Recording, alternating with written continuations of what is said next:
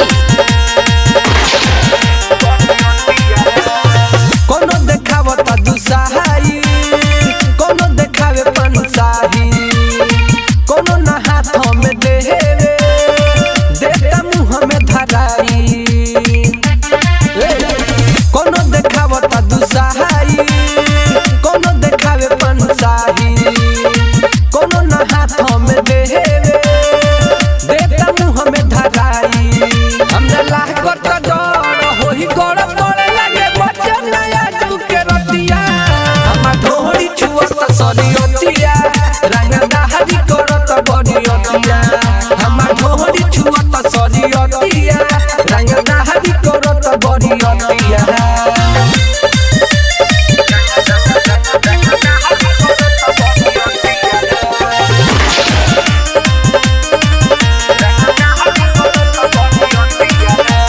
Perfect recording studio Motihari.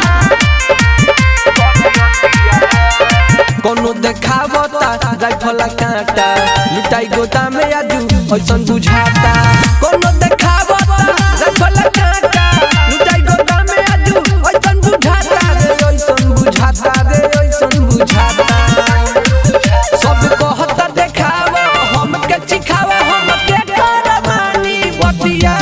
हमा ढोरी छुअत सरियतिया, रंग दहरी करत बरियतिया। हमा ढोरी छुअत सरियतिया, रंग दहरी करत बरियतिया।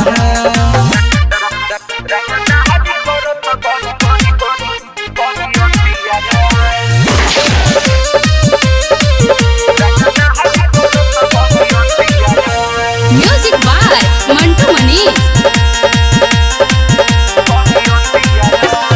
सारा लफुआ बहा पड़ल बा पाछे, बुढ़वा जामा में हमरा ढोनी पता के। सारा लफुआ बहा पड़ल बा पाछे, बुढ़वा जामा में हमरा ढोनी पता के रे, ढोनी पता के, ढोनी पता के। आज अर्जुन राजा बैठल बारे बिछाई के देखो न खटिया। हमा ढोरी छुअत सरियतिया, रंग दहरी करत बरियतिया। हमा ढोरी छुअत सरियतिया, रंग दहरी करत बरियतिया।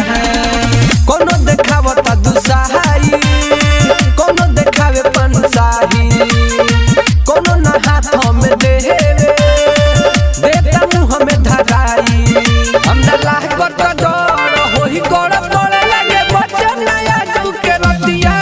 हमा ढोरी छुअत सरियतिया, रंग दहरी करत बरियतिया।